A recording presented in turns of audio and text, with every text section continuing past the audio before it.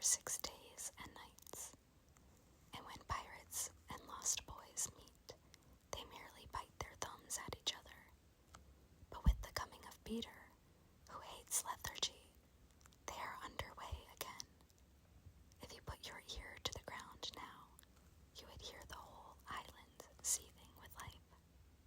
On this evening, the chief forces of the island were disposed as follows. The lost boys were out looking for Peter. The pirates were out looking for the lost boys. The redskins were out looking for the pirates. And the beasts were out looking for the redskins. They were going round and round the island, but they did not meet because all were going at the same rate. All wanted blood, except the boys, who liked it as a rule, but tonight were out to greet their captain.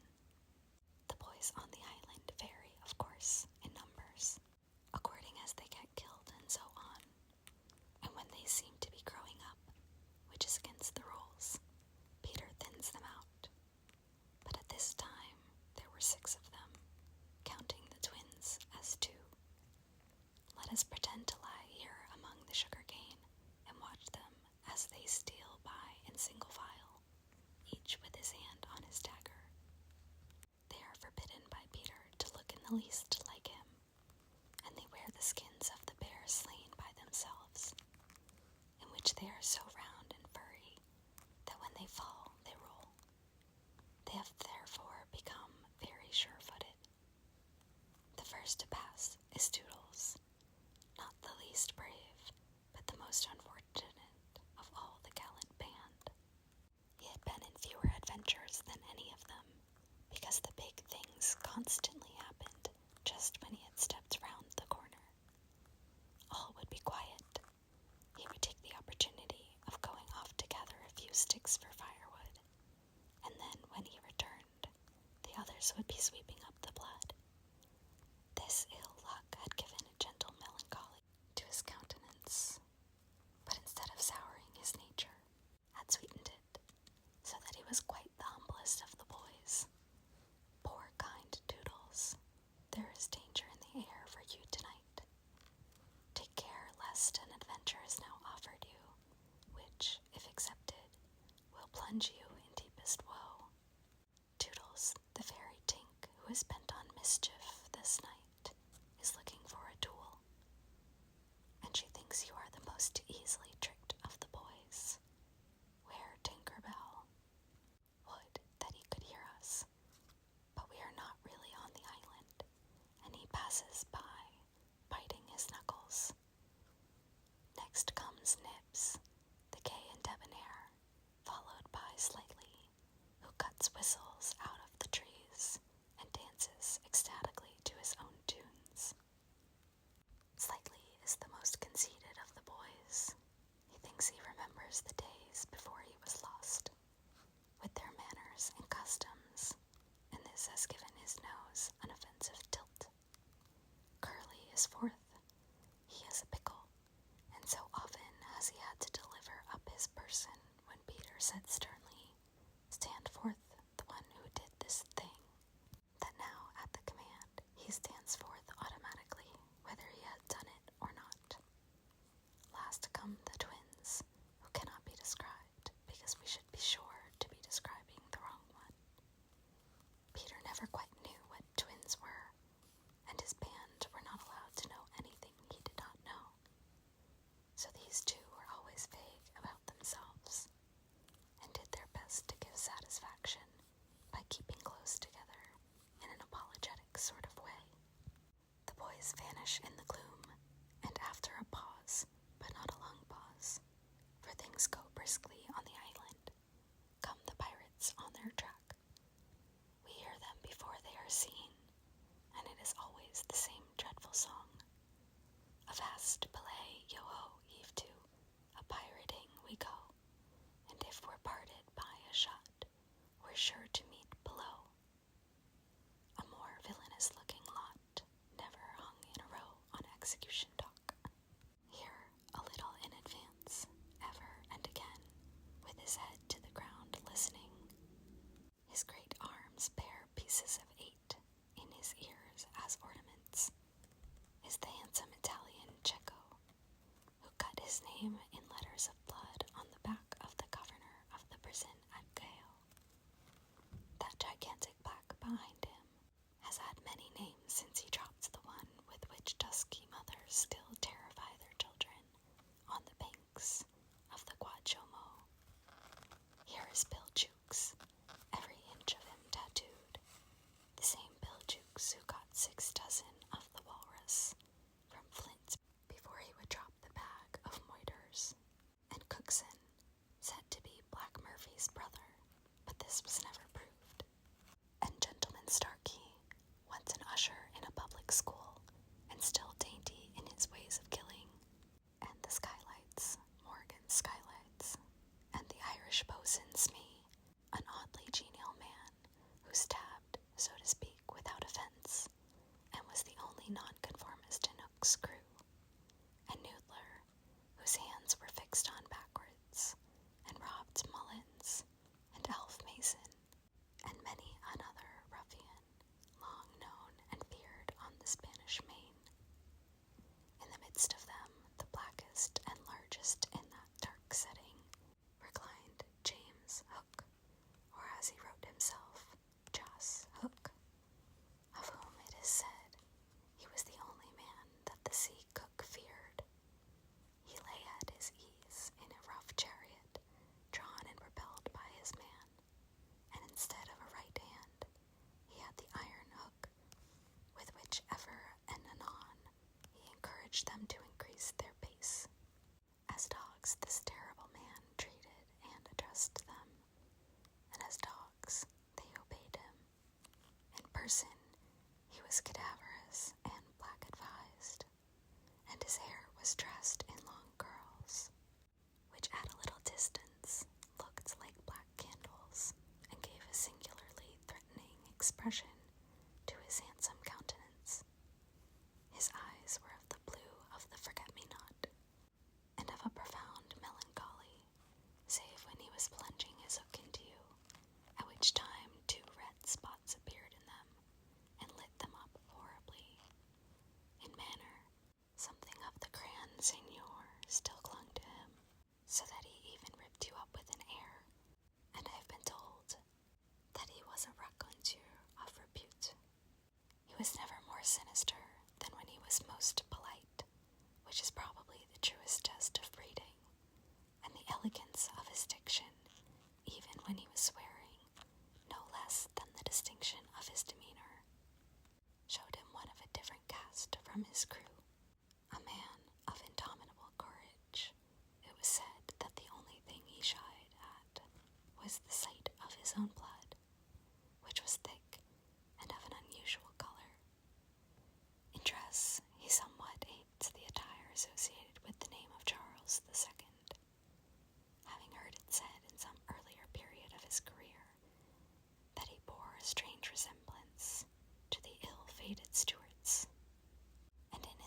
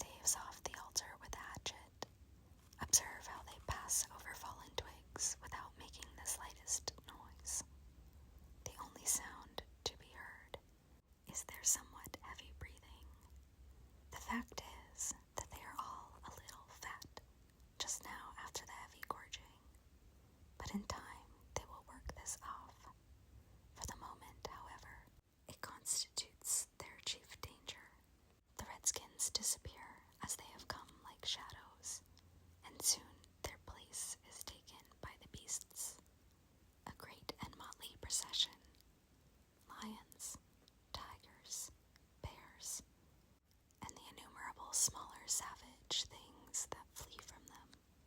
For every kind of beast, and more particularly all the man-eaters, live cheek by jowl on the favored island. Their tongues are hanging out. They are hungry tonight.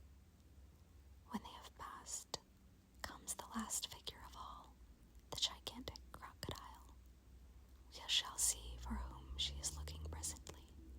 The crocodile passes, but soon the boys appear again, for the procession must continue indefinitely until one of the parties stops or changes its pace. Then quickly they will be on top of each other. All are keeping a sharp lookout in front, but none suspects that the danger may be creeping up from behind. This shows how real the island was. The first of all out of the moving circle was the boys. They flung themselves down on the sward, close to their underground home. I do wish Peter would come back, every one of them said nervously, though in height, and still more in breadth, they were all larger than their captain.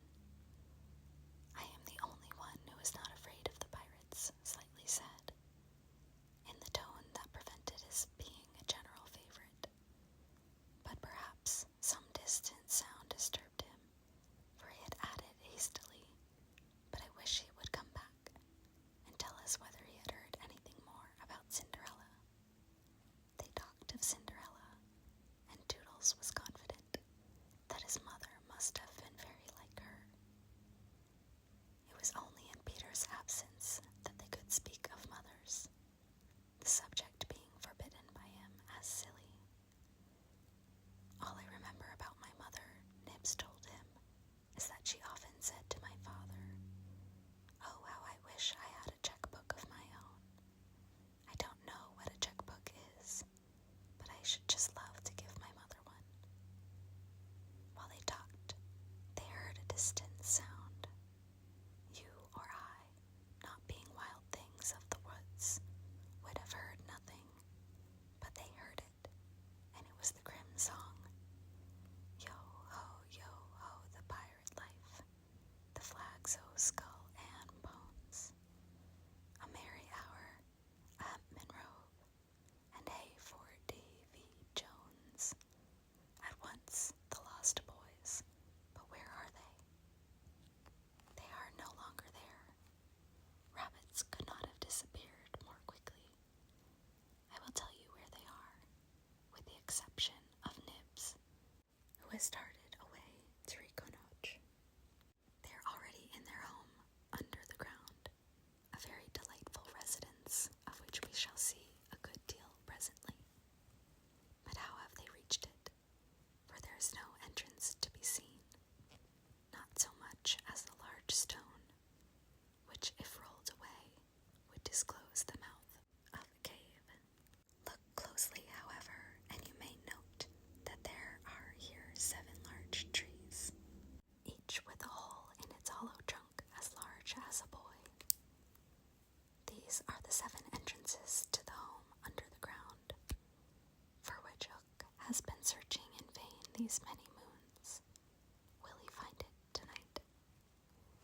As the pirates advance, the quick eye of Starkey sighted Nibs disappearing through the woods, and at once his pistol flashed out, but an iron claw gripped his shoulder. "Captain, let go," he cried, writhing. Now for the first time we hear the voice of Hook. It was a black voice, put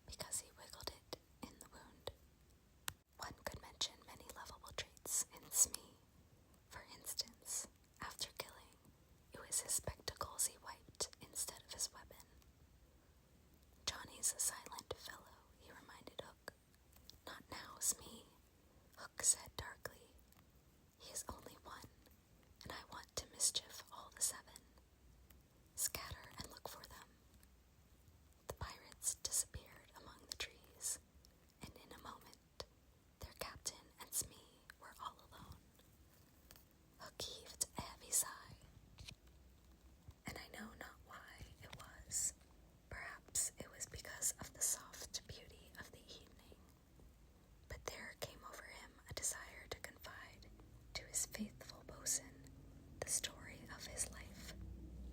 He spoke long and earnestly, but what it was all about Smee, who was rather stupid, did not know in the least. Anon he caught the word Peter.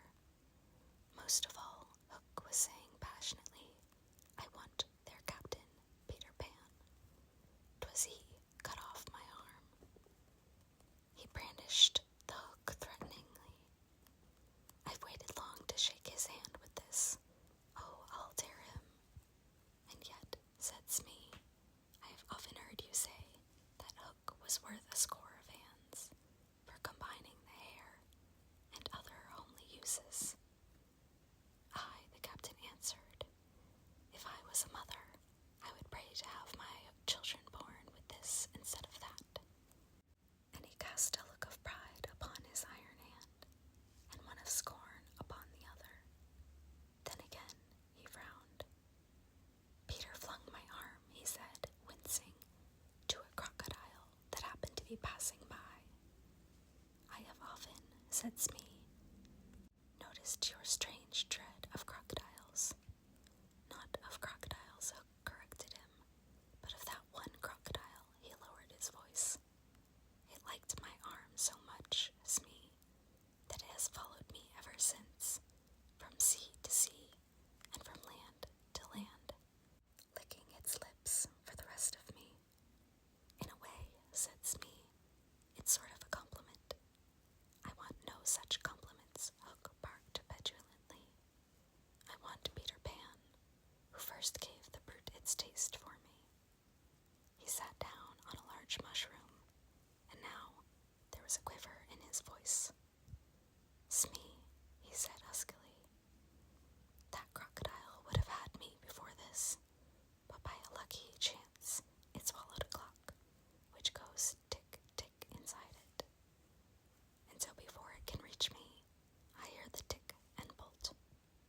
He laughed, but in a hollow way. Some day, said Smee, the clock will run down, and then he'll get you.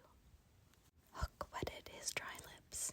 Aye, he said, that's the fear that haunts me. Since sitting down, he had felt curiously warm. Smee, he said, this seat is hot. He jumped up. Odds, bobs, hammers, a tongue, and burning. They examined the mushroom, which was of a size and solidity unknown on the mainland. They tried to pull it up, and it came away at once in their hands, for it had no root. Stranger still, smoke began at once to ascend. The pirates looked at each other. A chimney, they both exclaimed. They had indeed discovered the chimney of the home under the ground. It was the custom of the boys to stop it with a mushroom when enemies were in the neighborhood. Not only smoke came out of it, there came also children's voices, for so safe did the boys feel in their hiding place that they were gaily chattering. The pirates listened grimly, and then replaced the mushroom. They looked around them and noted the holes in the 7 trees. Did you hear them say, Peter Pan's come home? Smee whispered, fidgeting with Johnny Corkscrew. Hook nodded. He stood for a long time, lost in thought, and at last a curdling smile lit up his swarthy face. Smee had been waiting for it. Unrip your plan, Captain, he cried eagerly. To return to the ship, Hook replied slowly, through his teeth, and cook a large rich cake of a jolly thickness, with green sugar on it. There can be but one room below, for there is but one chimney. The silly moles had not the sense to see that they did not need a door apiece. That shows they have no mother. We will leave the cake on the shore of the Mermaids' Lagoon. These boys are always swimming about there, playing with the mermaids. They will find the cake, and they will gobble it up, because having no mother, they don't know how dangerous it is to eat rich, damp cake. He burst into laughter, not hollow laughter,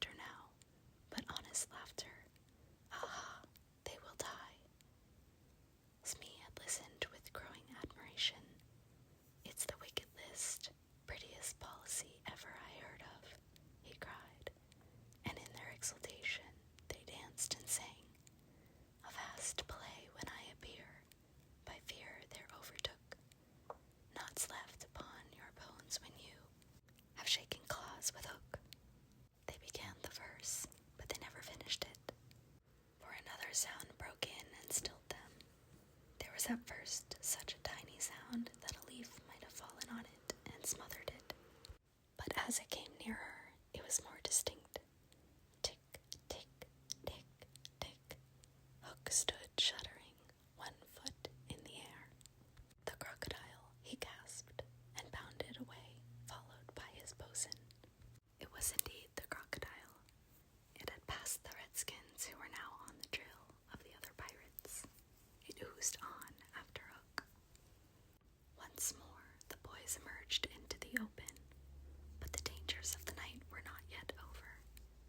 For presently Nibs rushed breathless into their midst. Pursued by a pack of wolves, the tongues of the pursuers were hanging out. The baying of them was horrible. Save me, cried Nibs, falling on the ground. But what can we do? What can we do?